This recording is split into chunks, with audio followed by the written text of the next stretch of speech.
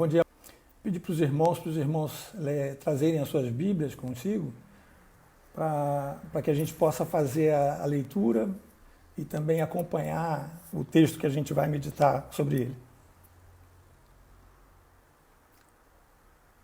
Ok. Vamos orar então. Senhor nosso Deus e Pai, nós louvamos o Teu nome, exaltamos o Teu nome, pois o Senhor é o Criador de todas as coisas e dirige a Deus com sabedoria todas as coisas que o Senhor criou. Nós te agradecemos nessa manhã pela Tua palavra que fala aos nossos corações e nós aguardamos, Senhor, com antecipação aquilo que ela fará em nós. Nós te bendizemos, te agradecemos pelo Teu Santo Espírito que nos ensina. Seja Ele que venha falar aos nossos corações e nos ensinar. Obrigado ao Pai por tudo, obrigado a Deus pelo dia que o Senhor nos dá. Possamos, Senhor, honrar o Teu nome nesse dia. Nós oramos agradecidos por Jesus, Teu Filho, em nome de quem nós oramos agora. Amém. Irmãos, nós estamos vivendo dias estranhos, né? Eu não me lembro realmente de ter vivido um fato assim que unisse, ou pelo menos toda a humanidade estivesse vivendo com uma ameaça. Desde final de dezembro, início de janeiro, a gente vem acompanhando notícias da China e se desenhava no horizonte uma pandemia em razão da velocidade da contaminação desse vírus. Entretanto, nós não fazíamos muito caso ainda do que estava acontecendo diante dos nossos olhos. O noticiário falava acerca da contaminação. Mas a gente não acreditava muito que esse vírus pudesse atingir os nossos arraiais aqui, né? A distância dava a gente uma certa segurança, né? E tanto foi assim que, quando o Carnaval chegou, né, aconteceu aquilo que sempre acontece no Brasil, né? E foi só para o final de março, né, fechando o verão, que a gente começou a ouvir realmente pipocar aqui e ali notícias de que o vírus já estava no Brasil e as pessoas começavam a se internar, né, em função desse vírus, né? Então, um inimigo que a gente não vê, né, invisível, ele foi surgindo silencioso no nosso país, né? Eu não me lembro da gente ter tido, nessa geração que a gente vive, uma notícia de algo assim que atingia toda a humanidade trazendo essa ameaça, trazendo uma ameaça, né? Mas na história, no entanto, já aconteceu algo bem mais devastador. O mundo, né, como a gente conhece, ele foi destruído pela água, né? E somente Noé e sua família foram salvos. E salvos de uma forma impressionante. Então eu queria ler o texto agora, que é o texto que se encontra na carta de Pedro, 1 Pedro, capítulo 3, versículos 18 a 21. O texto diz assim: Pois também Cristo morreu uma única vez pelos pecados, o justo pelos injustos, para conduzir-vos a Deus, morto sim na carne, mas vivificado no Espírito, no qual também foi e pregou aos espíritos em prisão, os quais, noutro tempo, foram desobedientes quando a longanimidade de Deus aguardava nos dias de Noé, enquanto se preparava a arca, na qual poucos, a saber, 8 pessoas, foram salvos através da água, a qual, figurando o batismo, agora também vos salva, não sendo a remoção da imundície da carne, mas a indagação de uma boa consciência para com Deus, por meio da ressurreição de Jesus Cristo, o qual, depois de ir para o céu, está à destra de Deus, ficando-lhe subordinados anjos e potestades e poderes. Esse aqui é o texto, mas a ênfase principal eu quero dar ali no versículo 20, né? Os quais, noutro tempo, foram desobedientes, quando a longanimidade de Deus aguardava nos dias de Noé, enquanto se preparava a arca, na qual poucos, a saber, 8 pessoas, foram salvos através da água. Esse texto, meus irmãos, ali a partir do versículo 18, ele começa com a expressão, pois também Cristo morreu. E esse também está vinculado aos versículos que antecedem, a partir do versículo 13, quando o apóstolo está falando acerca da necessidade de fazermos o bem. Ainda que as pessoas não nos tratem bem, nós devemos buscar fazer o bem. E aí ele fala de Cristo como sendo o exemplo, pois também Cristo morreu, indicando que os sofrimentos que Cristo teve vieram pelo fato dele fazer o bem. Ou, por outra, ele fez o bem, mesmo assim as pessoas no mundo não entenderam, o rejeitaram e ele morreu por isso. Então essa é a tônica principal desse texto. E é interessante que todo esse texto que a gente leu, ele está escrito num único parágrafo. Ele começa e vai até o ponto final sem ter uma interrupção no meio. É interessante que ele começa falando acerca da morte de Cristo e depois no versículo 21 ele vai falar acerca da sua ressurreição. Morte e ressurreição. Então é um texto que fala do Evangelho.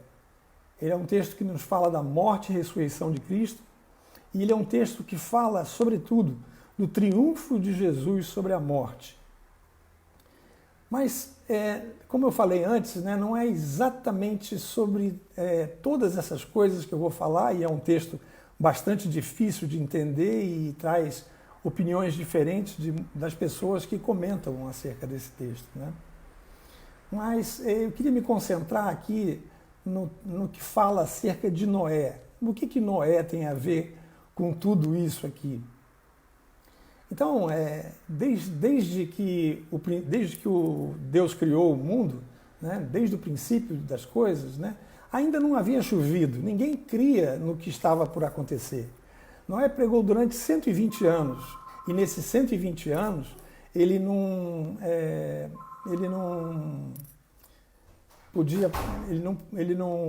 tocou o telefone aqui e me desviou um pouco a atenção. Mas não havia chovido ainda, né? E ninguém cria no que estava para acontecer. Então, Noé pregava, apesar de tudo, né? Ele pregou durante 120 anos acerca daquilo que iria acontecer. E aquilo que ele falava era que as pessoas deveriam ouvir e se aprontarem para o que Deus iria fazer, né? Então, finalmente, as águas dos céus, né, do fundo da terra, inundaram tudo, né? Em 5 meses todos morreram, menos Noé e sua família. Esse é o fato e você conhece a história, né?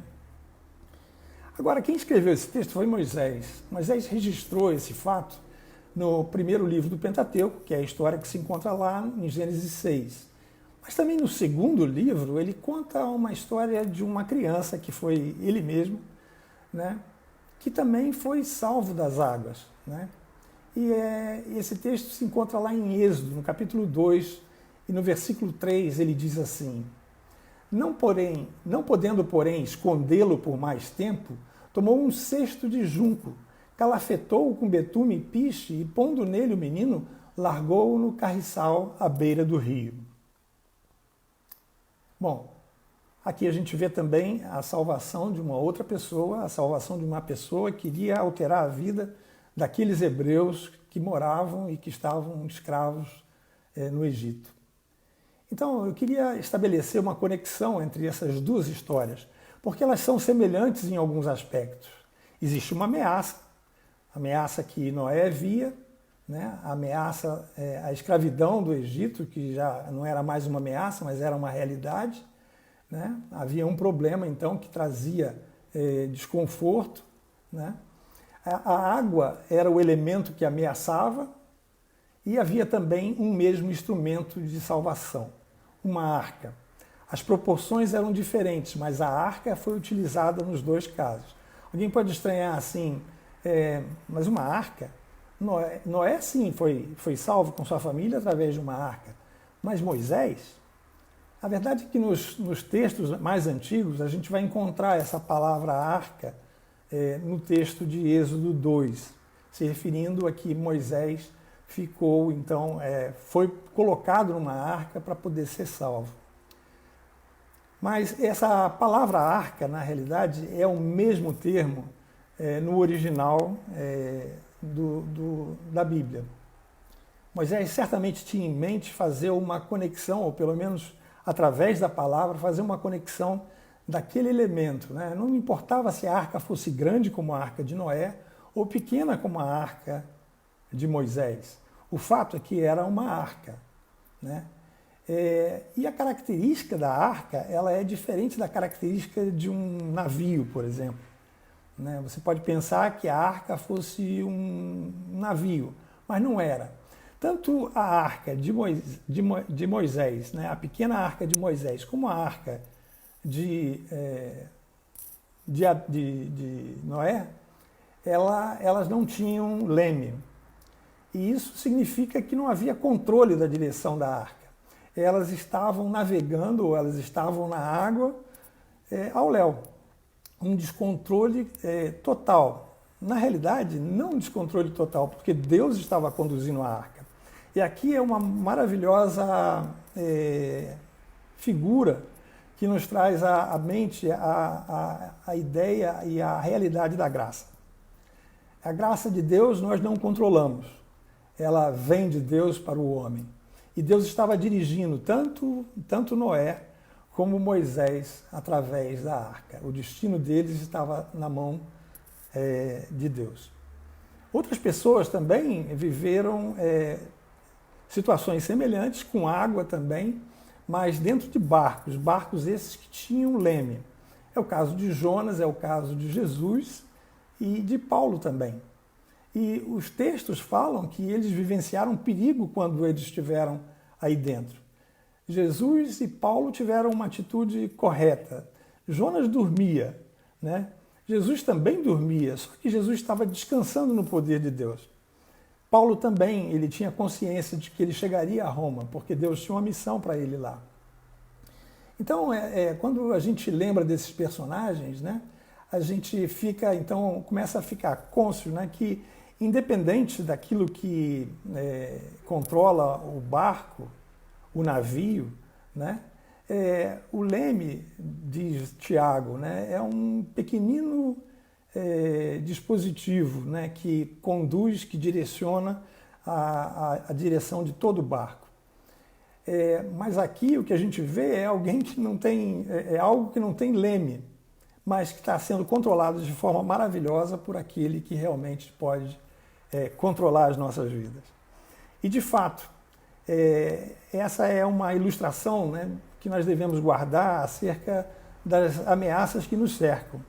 Nós devemos confiar em Deus, porque Deus, ele está no controle de todas as coisas, assim como ele estava no controle daquelas arcas. Então, quando a gente se sente ameaçado, nós devemos nos lembrar dessa figura da arca. Mas a nossa confiança vai estar sempre em Deus. A palavra de Deus, ela é rica em imagens que nos trazem a ideia dessa confiança. Deus é a nossa rocha, Ele é o nosso escudo, Deus é o nosso refúgio, Deus é o nosso Deus forte, Ele é todo-poderoso e por isso pode fazer tudo o que for necessário para nos guardar. Ele é a nossa segurança, Ele é socorro bem presente no dia da angústia. Então, seja uma pandemia que nos envolve a todos, ou mesmo se a ameaça for simplesmente de um medo que cada um de nós pode vir a sentir, né? Um medo que quer nos dominar, esses versículos guardam esse mesmo princípio e que deve nortear as nossas vidas continuamente. A quem temerei, diz o salmista. Irmãos, nós ainda podemos comparar aquela situação, a situação desse perigo extremo, né?